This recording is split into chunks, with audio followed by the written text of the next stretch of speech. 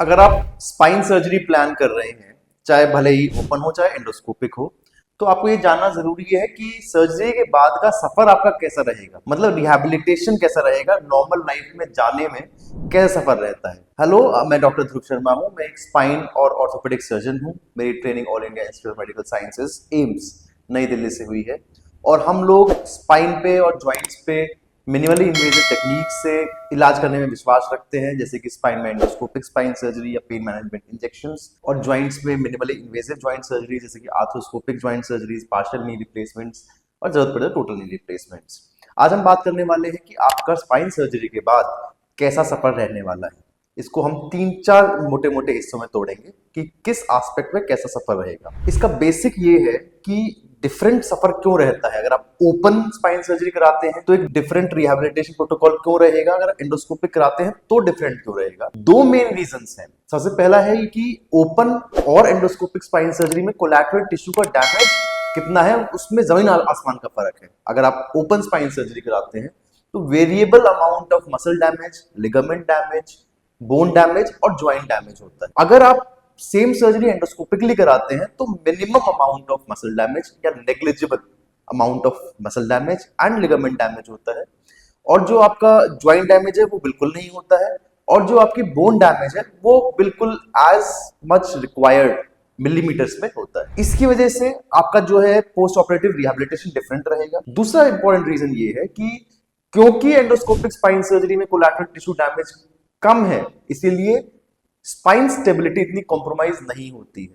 तो open spine surgery के अंदर कई बार क्योंकि कोलैटरल टिश्यू डैमेज ज्यादा है तो हमें उसको फिक्स करना पड़ता है स्क्रूज से ऊपर और नीचे। एंडोस्कोपिक स्पाइन सर्जरी में अनलेस अनटिल स्पॉन्डाइलोलिस्थेसिस हो, हम लोग उसको फिक्स नहीं करते हैं। केवल और केवल स्पॉन्डाइलोलिस्थेसिस के अंदर हमें पेच डालने पड़ते हैं, और इसीलिए बहुत फर्क आ जाता है पोस्ट ऑफ रिहैबिलिटेशन में। अब हम 4 इंपॉर्टेंट एस्पेक्ट से बात करते हैं। अब हम पोस्ट ऑफ रिहैबिलिटेशन पहले एस्पेक्ट में बात करते हैं, पेन। ओपन स्पाइन सर्जरी में काफी हद तक 2 से 3 दिन तक पेन रहता है पेशेंट को। ऑल्दो वो मैनेजेबल होता है, लेकिन उसको मैनेज करने के लिए इंजेक्शंस की जरूरत पड़ती है, इंट्रावीनस या फिर intermuscular. Endoscopic spine surgery on the other hand बहुत नेग्लिजिबल सा पेन होता है, मतलब 2-4 घंटे के अंदर पेशेंट कंफर्टेबल हो जाता है। इतना कंफर्टेबल कि इंजेक्शंस के माध्यम से पेन किलर की जरूरत नहीं पड़ती है।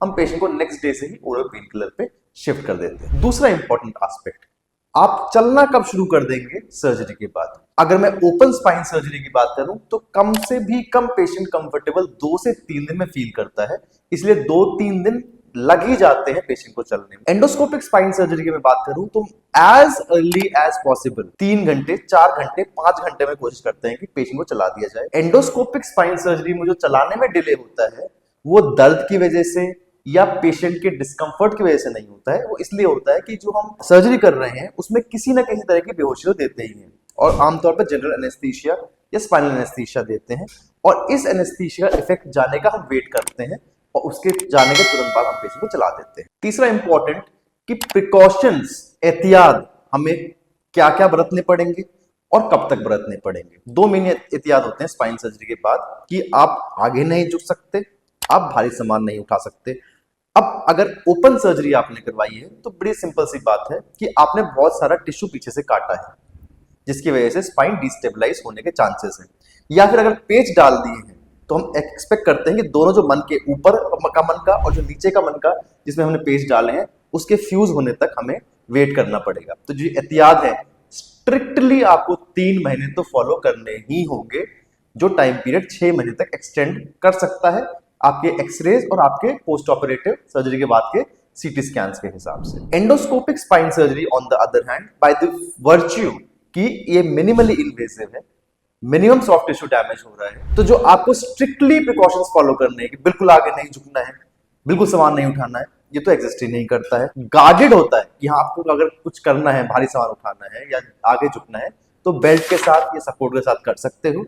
और अगर मैं बात करूं तो 6 हफ्ते के बाद आप बिना बेल्ट के भी आगे झुक सकते हो और कोई भी अपनी कैपेसिटी के हिसाब से भारी सामान भी उठा सकते हैं। नेक्स्ट इंपॉर्टेंट क्वेश्चन कि मेरे को एक्सरसाइज कब से कर सकते हैं, फिजियोथेरेपी या कोई भी स्टर्नस एक्सरसाइज कब से कर सकते हैं। अगर ओपन स्पाइन सर्जरी है तो खींचते खींचते भी 1 महीना तो एक्सरसाइज करने में लग ही जाता है, दर्द की वजह से स्टिफनेस की वजह से, या फिर जो हमने सॉफ्ट टिश्यू काटे हैं या बोन काटी है ताकि वो अपना मेकअप कर सके, इसलिए हमें कम से कम 1 महीने बाद एक्सरसाइज करनी शुरू कर सकते हैं।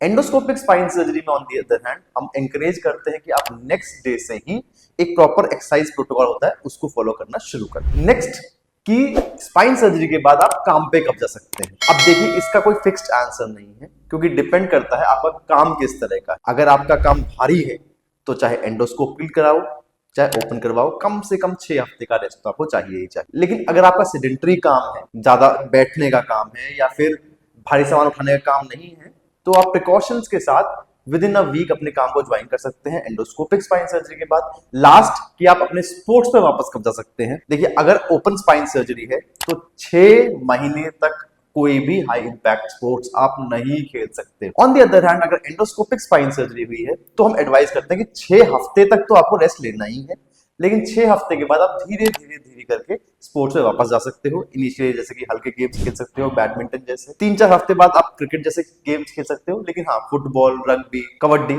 इस तरह के गेम्स में वापस जाने के लिए आपको मिनिमम ऑफ 3 मंथ्स तो चाहिए ही होता है। अगर आपको ये वीडियो अच्छी लगी तो इसको लाइक करें, मेरे चैनल को सब्सक्राइब करें सिमिलर वीडियोस देखने के लिए। अगर आपका कोई नॉन स्पाइन सर्जरी प्लान कर रहा है तो उसके साथ ये वीडियो जरूर शेयर करें।